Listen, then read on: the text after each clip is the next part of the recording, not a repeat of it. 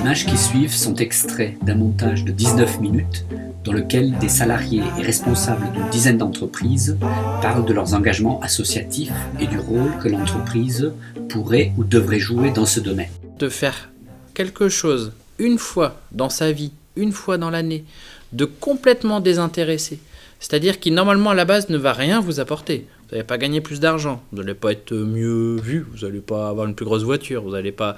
Tout ça. Et le faire quand même, et toute la beauté pour moi de l'engagement bénévole, ça réside là-dedans. Après, on voit qu'effectivement, ça nous apporte énormément de choses, justement parce qu'au départ, on l'a fait de façon complètement désintéressée. Et tout ce que ça nous apporte, c'est cadeau, c'est bonus. On ne peut pas décider à la place de quelqu'un qui va s'engager. Un engagement, c'est un acte personnel. Donc l'entreprise, elle doit montrer que c'est possible, qu'on peut être un bon professionnel et être par ailleurs engagé, que ce n'est pas incompatible, et quel que soit le niveau hiérarchique de la personne. Je pense que pour beaucoup de salariés, on a besoin d'être fier de son entreprise. Moi, j'aime parler de mon entreprise à l'extérieur. J'aime sentir que mon entreprise est, entre guillemets, propre, c'est-à-dire qu'elle travaille avec des valeurs.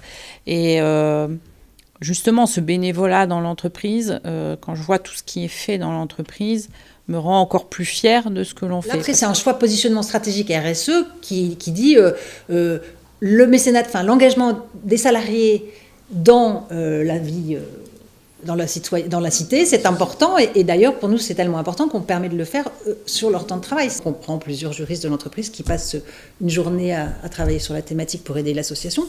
Il y a plusieurs formats possibles. Ça peut être aussi donc, pour les managers avec leur équipe pour faire la cohésion d'équipe autour d'une animation une journée. Je crois qu'on est 1500 en France aujourd'hui à faire du mécénat de compétences dans le groupe. On va découvrir qu'un collaborateur, qu'il soit -1, qu'il soit pair ou qu'il soit +1, fait ça. Déjà, ça peut surprendre. Mais ensuite, de se dire, tiens, si lui ou elle le fait, pourquoi d'ailleurs je ne le ferai pas ? Pourquoi pas, pour certains qui sont à l'aise, permettre de devenir un ambassadeur ? Ça peut susciter, je dis pas, peut-être pas susciter des vocations, mais permettre à des gens d'oser passer à l'action. On a toujours peur quand on s'engage, on se dit, combien de temps ça va prendre ? Donc là, c'est vrai qu'avec...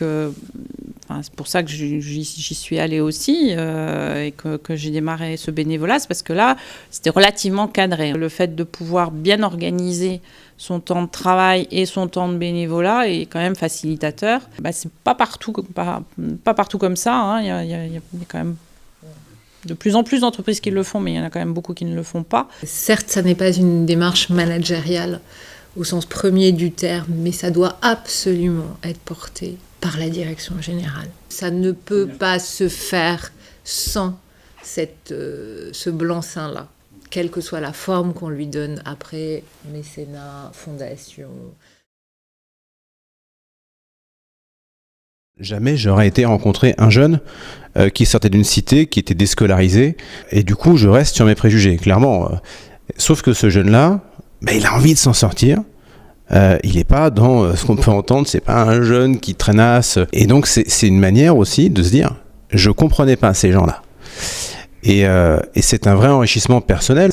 Ça apporte une culture personnelle d'autrui qu'on trouverait nulle part ailleurs. Au début, je le faisais plus par devoir moral, en disant c'est bien.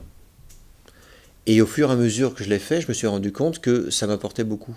On écoute l'autre, on essaie de comprendre son problème et de l'aider. Et finalement, cette ouverture d'esprit, et ce premier peut-être don qu'on fait par notre écoute ou par le temps qu'on consacre, il nous a rendu, et en plus avec un esprit de partage et de collaboration, qui fait que 1 + 1 = 5, = 7, = 9, on sait bien que c'est plus que l'addition propre.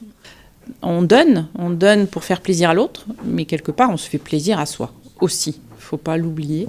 Et ça fait un bien fou quand on voit qu'il y a des gens qui avancent et qu'on y a été un petit peu pour quelque chose. J'étais pas maman quand j'ai commencé à m'engager. Je m'engageais, je sais pas moi, combien d'heures par mois, une quinzaine d'heures ou une vingtaine d'heures par mois.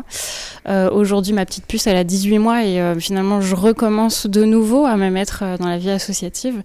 Si je peux inviter toute personne qui se pose la question, est-ce que j'ai envie de devenir ou pas bénévole, est-ce que je vais pouvoir aussi pour ces contraintes familiales, et c'est pas grave, il y a la marée qui monte et la marée qui redescend, et il y a des périodes de la vie où on peut, il y a des périodes de la vie où on peut un peu moins, et quand on a envie ou quand on se sent de reprendre, on reprend, et ça fait toujours autant de bien, quoi. Il faut à la fois un sens à mon action dans l'entreprise et un sens à mon action dans la société.